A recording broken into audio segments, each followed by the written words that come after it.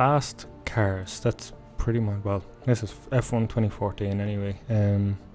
So this is coming out, this is out on PS3, Xbox 360 and PC, so no next gen version. The next gen version is going to be F1 2015. It's apparently going to release earlier in the year, next year. So this doesn't bring a huge amount of difference. Brings the new tracks, which I think is Sochi, and the other one's actually gone from my head. So there's Grand Prix and career, so you have an evaluation test, season challenge, and just career. And we're not really going to jump into too much of any of that sort of career stuff today. We're just probably going to have a couple of races. But let's see how it goes anyway. We'll be Vettel, I suppose. Race distance, let's do 5. Difficulty level is custom, I don't know. Haven't messed around too much yet, but we'll jump in anyway so we can see some of, well, how it plays and how it looks and everything. Let's see, where will we play?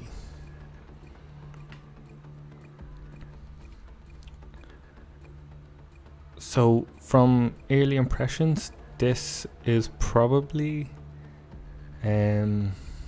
we'll go on Sochi.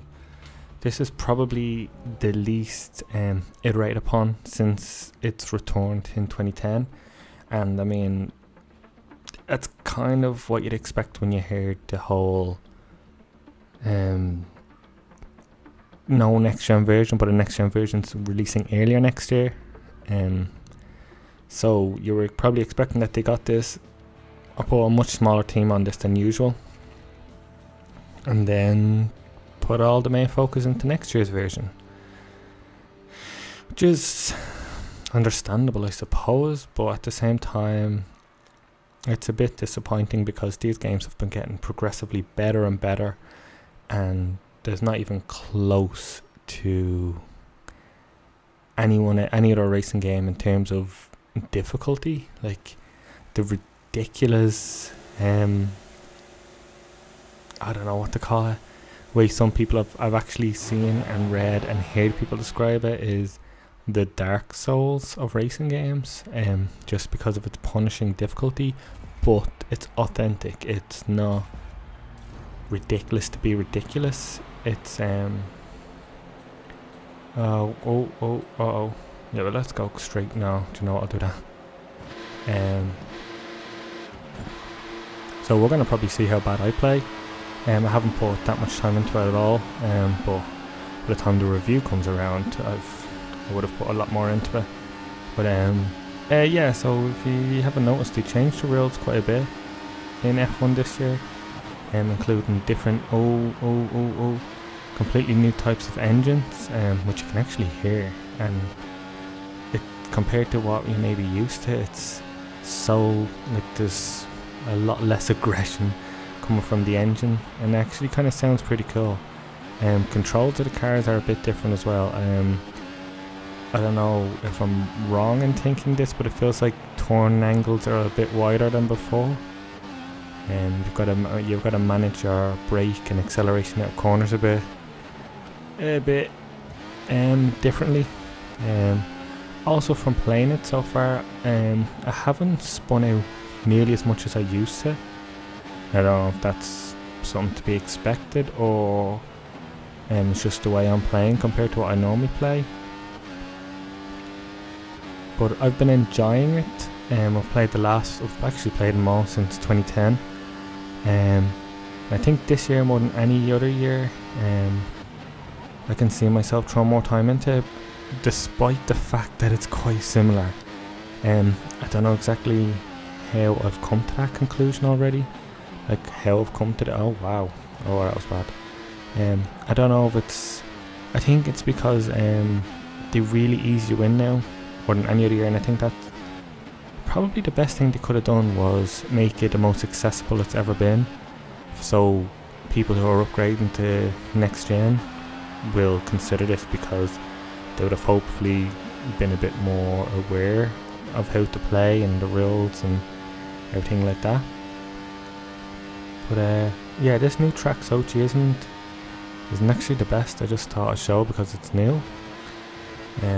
Yeah, so if you've played the last couple of years, I think there was a young driver's test which went through a few different things like acceleration, braking, turning and a few others. That's gone. Ooh, because people didn't like how long it took to get into it and that it was kind of dull.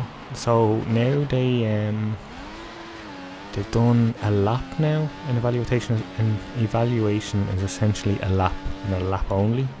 And somehow from that one lap they can kind of gauge how well you play and say stuff like how early, wow, that kind of cut the corner, how early you brake and things like that. And to be honest with you, it does absolutely nothing, to be honest. It's a disappointment.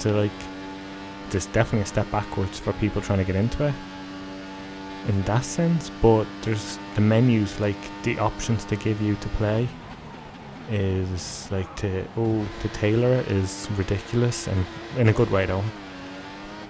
But those who like the hardcore style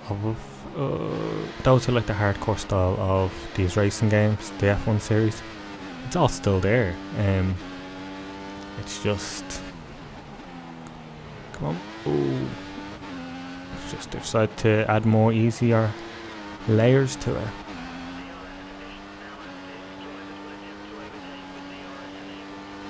But visually it's alright. I mean, I'm playing on PC, so it's probably the best looking version you can get. It looks okay. Some textures are a bit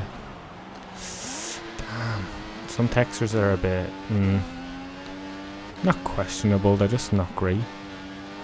Stuff like the reflection on the body of the vehicle is pretty nice. You can see as you go over the oh wow, I didn't check the lines. If you go look at when it goes over those Pirelli signs, you can see it on the front of the body. It's pretty nice, the real-time reflections, and that's rather impressive considering this is based on last gen's hardware. I know this PC version is probably a little bit more to it, but it wouldn't be a huge amount otherwise. Like it's usually always based off the same model, like the same game, and then just tweaked to suit and fit on whatever hardware is there. So the fact that it looks alright is fine. I'm looking forward to how it looks next year, because when the F1 series started back, the games, they looked incredible every single year. I think this year is the first year where you're not impressed by what you look at as much. Like obviously that's due to next gen hardware, and even some PC racing games. I don't know if you've played anyone's played Next Car Game, or it's Wreckfest now. There's some really impressive, especially the damage modelling, but there's some really impressive visuals in that game. And then obviously the one probably to point to right now is Project Cars. I'm not having a good lap at all. But yeah, Project Cars is looking fantastic. Drive Club recently came out, which looks good, and then Forza Horizon 2 looks really good as well. But I think Project Cars, oh wow, I think Project Cars is the one to look to right now. But I think the best question to ask, especially about F1 2014, is who's it for? And it's for F1 enthusiasts. It's finally though for people who may own a console and may play a bit of FIFA or Call of Duty or whatever the big youth releases that they follow are. But always wanted to get who watch F1 and always want to get into it. But I mean, the games are, especially the early ones, were very intimidating for anyone who didn't play a lot of racing games and didn't completely understand the entire sport of F1. But I think this year, I think anyone can get into it. Like genuinely anyone can get into it for the first time, I think. Because like other racing games, more casual, not casual ones, but more ones that allow options to tweak to your liking. As you can see, I've left the racing line on just because it's a new track to me. I think that's what a huge part of F1 is. Stuff like Forza all the other racing games you may be used to, you do learn the track, but it's mostly like if you're not thinking, you don't like fully learn perfectly when to brake unless you really get into it. But F1 is very much just like that. It's very much knowing the exact layout of the track, learning when to accelerate, when to brake, when's the best time to just lay off the accelerator, when to put it back down on the turn,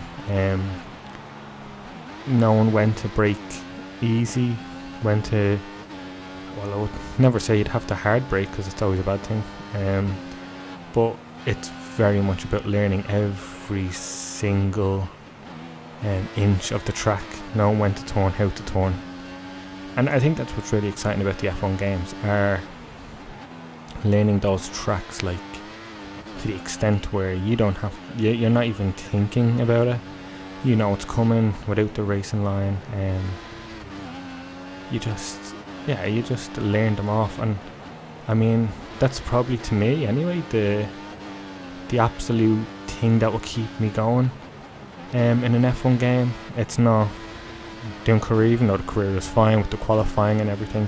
I think the thing that keeps me going is learning a track and just cutting off hundreds of seconds, sometimes even thousands, and just being really pleased with a good lap. Like a perfect lap in F1 is a hugely satisfying experience, like hitting the hairpins right, the lips, not going off like that at all, hitting every single turn perfectly, is incredibly satisfying. I've never really had it happen that much. I've had it happen a couple of times over the years, and just feeling that sense of huge accomplishment and the stress actually with it as well is something else. But yeah, there's not a huge amount to F1, mostly racing. So we'll jump in, and I think the best thing to do is maybe show off the newer stuff, because I mean everything, like if you've played one F1 game, you're kind of used to it. Proving Grounds, the scenario mode, time attack and time trial. I think if you have played the previous F1 games, this is where you'll spend most of your time, and it's maybe especially this one. So you go from very easy, medium and hard, and they're all, as far as I can tell, they are all different scenarios. So basically, yeah, you just heard them there. So Lewis Hamilton's engine's gone, you are in 6th, and from that you have to get to 3rd. So to me, that's the sort of stuff that and like the time trial and time attack, they're the 3 modes that'll probably keep me going, because I don't think the career is something you'll really jump into if you've played it over and over again. Well, maybe you would. It's all down to preference. If you love that career, then you love that career. So let's see how we get on anyway.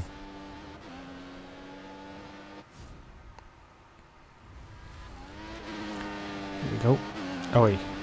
Yeah, okay. Let's see. Oh wow, okay. Got some grass on the tires. That was always, oh Hamilton, what are you doing? Get out of the way. That's one thing that was always really cool about the F1 games. When you go onto grass or gravel, the tires pick it up, and it really changes the control of your car. It's really cool actually, and you can see as you drive it kind of goes off bit by bit, as it probably would, like. So I'm just gonna try. Oh, I don't know how. Well, this is in very easy, so I can't see. Oh, kind of accelerate too early there. Can't see me having too much of a problem, hopefully, with this. We'll see anyway. But this is the sort of stuff that I will probably dive really heavy into, and learning off the tracks. But maybe this is just my me thinking about it. But I think I will be using this year's version to just learn the tracks better and better. So the time attack and the time trial modes will be my go-to mode, and then jump into the next gen version full force, know the tracks and enjoy the visuals, and maybe if they've made any gameplay tweaks, maybe with force feedback, the triggers on the Xbox One version, what they could add, because Codemasters have always been good to take the same style game and just add more and more to it. Not add more, iterate and make it better. And like the control is absolutely, like right now the control of this is incredible. Like the one thing Codemasters have always managed to do is make driving incredibly satisfying. And this is, oh, I did the exact same thing again. Oh, there goes my, oh no. Bye bye wing. Oh, I can feel the control. Oh no, it doesn't feel that great. I can feel it. See, it goes off to the right a bit because I damaged the left side, I think. So I'm gonna have troubles now with some cornering, I suppose. There he is. Look, it's just, I think it's just barely going off to the right a bit.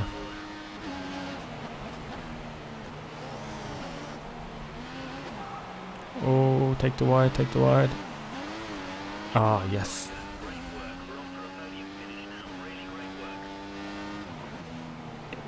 I still over accelerate in this part, damn it.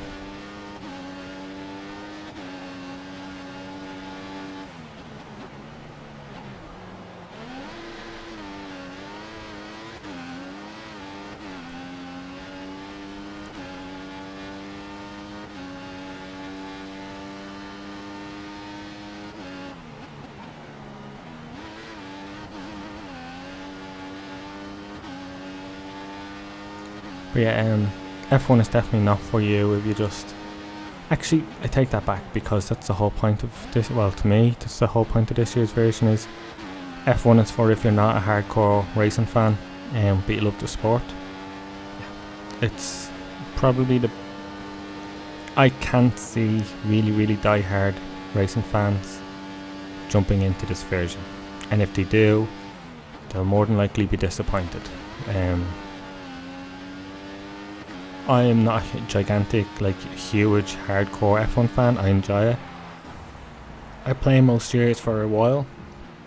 I don't play it throughout the year. I play it enough though. And it's the little extra bits that's going to keep me going. But yeah, we'll jump in, I suppose, and I guess try another one.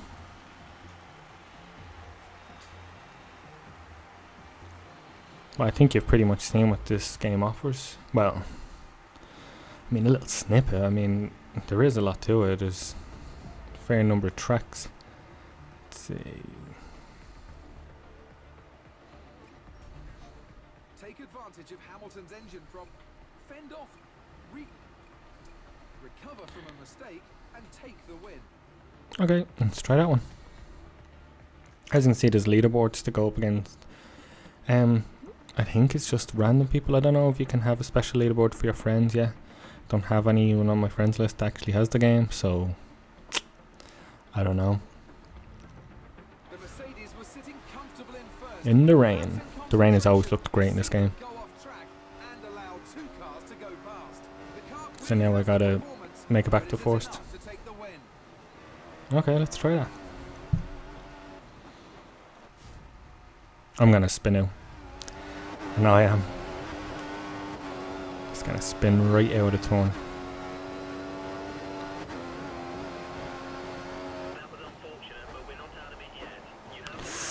Oh wow, that's a tough... Whoa, okay, it feels quite different now.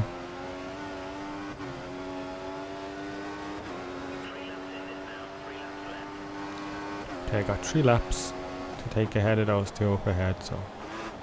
Wow, it just doesn't turn nearly as much as you'd expect. They're pulling ahead, I think. Gotta make some risky maneuvers. That was one of them. Sorry. That's probably my biggest problem in this game. Well, in these games. Look at that rain on the screen. That looks pretty cool. braking takes a lot longer, obviously, because there's less traction on the track because of the rain. You've got to brake for longer. Yeah, I don't know if I'm going to do this. Just having to change how you brake and the length you brake for is really affecting my ability to catch up. I'm nearly there, but that's only if I don't screw up, and I have a knack for screwing up.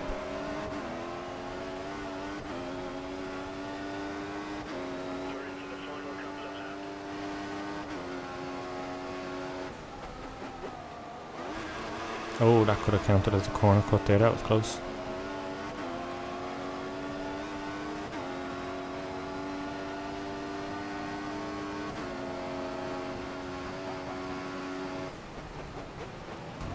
Oh no, I was an accident, it was an accident, it was an accident. It was an accident.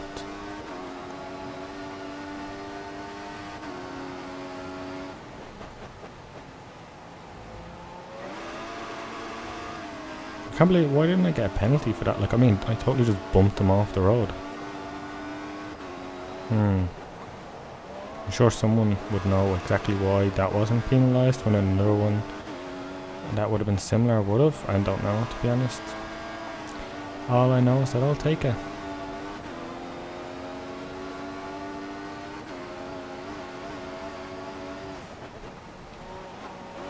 Trying to think of when's the best way to try to take him on. I think it's the turn up here where we go uphill. I might try overtake him there. Be careful though not to take it too much on the inside. Yeah, that could have been a lot smoother. Worked, but it could have been a lot smoother.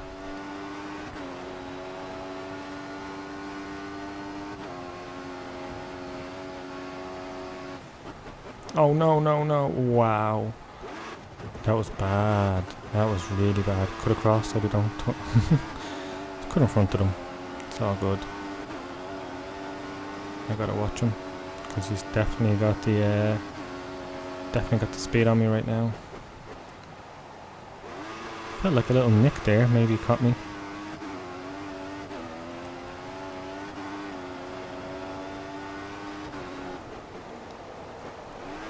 Taking that little wide.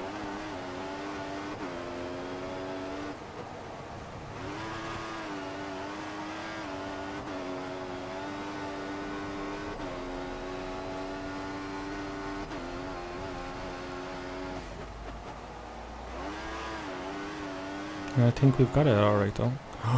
We say that. Oh, that was close. Yeah, I think we got it. It was close, wasn't that? Didn't do that well. Did alright, but could have been much better. And a lot of mistakes. That's the sort of thing, like in a Forza game, you'll just accept the mistakes. But in this you'll actually remember the mistakes you made. And hopefully rectify that either on the next lap or the next race when you're on that track again. And that's sort of like, I guess that's maybe where the Dark Soul comes into it as well. You learn from your small mistakes that can cost you big. It's absolutely ridiculous though, me saying F1 is like Dark Souls, or actually looking for comparisons or people using it. But weirdly enough, some of it kind of makes sense. Some of it's absolutely stupid though. But yeah, it's a really I'm enjoying it, but it definitely feels like a stopgap, something like to fulfill the license agreement they probably made a few years ago. There has to be one every year, but because cross-gen, like so many yearly games suffer when they don't put enough resources into the next gen version. I think the best example ever is the Pro Evolution Soccer series, where they were king pretty much on PS2 and that generation, and then moving over to 360 and all that. Their first game, Pro Evo, I think it was Pro Evolution Soccer 6, wasn't that good, and they pretty much spent a whole generation trying to recover from that, and FIFA took over, and now FIFA's seen as the king for the last 6, maybe 7 years easily. And this year it looks like Pro Evo's done it better, but well, I don't know how. They haven't even shown any of F1 2015 yet, which probably makes sense because the game this one just came out, and they don't want to kind of like get people to forget the game that I'm sure they still put a lot of effort into it, and it's probably a smaller team, but they still want this game to sell decent. Yeah, it's fine. I think the scenario mode is probably the best thing they'll do. Time attack and time trial next. But other than that, there's unfortunately not a huge new. The cars are different as well, though. So that for people who enjoy those games, that's quite a big difference. Like the whole engine and setup of cars are completely changed, and I'm not sure if they've changed that many rules this year, but stuff has changed in the sport that is being reflected here. So it's hard to say how much of a difference that actually makes to people, but I guess it's alright for now. Like, it's functional, still looks good, plays really, really well. Like, I don't know, I can't see it coming over in the video, but the gameplay is definitely still supreme. It's brilliant. But that's a look at F1 2014. Yeah, 2014. So if you've somehow made it this far, I guess give a subscribe, I suppose. You know, you may as well. Right.